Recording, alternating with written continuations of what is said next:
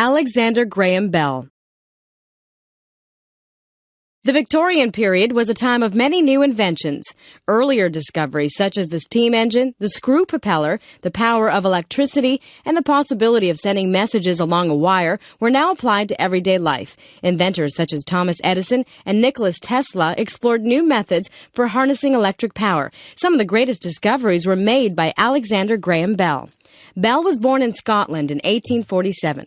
Both his father and grandmother taught speech methods and worked with deaf and dumb children. Alexander was also interested in this work, especially as his mother was almost deaf.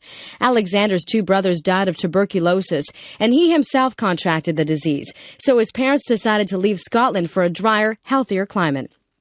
They moved to Bradford, Ontario, Canada, and lived in a roomy, comfortable house overlooking the Grand River. Today, the Bell Homestead is an historical museum that attracts visitors from all over the world.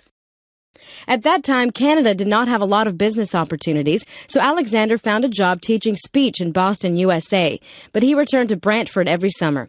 In Boston, Bell married one of his deaf students. His father-in-law suggested that there were good business opportunities in inventing communication devices.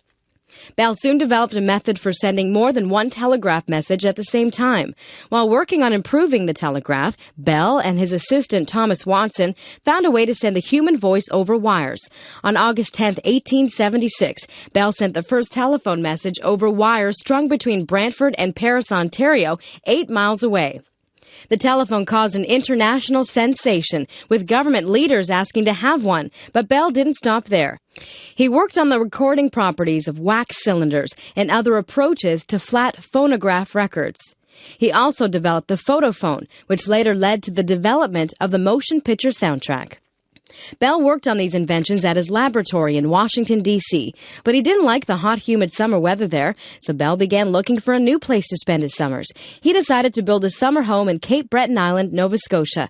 The island reminded Bell of his native Scotland. Now he had space during the summer to do experiments outside. He soon began to experiment with flying machines. Bell designed and tested huge kites, hoping to come up with a frame for a flying machine. Along with some enthusiastic friends, Bell also experimented with airplanes. On February 23, 1909, one of these planes flew through the air for half a mile. This was the first airplane flight in the British Empire. The Alexander Graham Bell Museum in Baddeck, Nova Scotia, displays many of these inventions. Bell was also interested in making a faster boat. Since much of a boat stays underwater, the water resistance slows the boat down. Bell thought that if you could raise the boat out of the water, it would go much faster. Working on Cape Breton Island, Bell and his friends developed the hydrofoil, a boat that would skim the surface of the water at high speeds. Hydrofoils are in use in many places today. Every time people use the telephone, listen to a recording, watch a movie or television, or ride on a hydrofoil, they owe a debt to that great inventor, Alexander Graham Bell.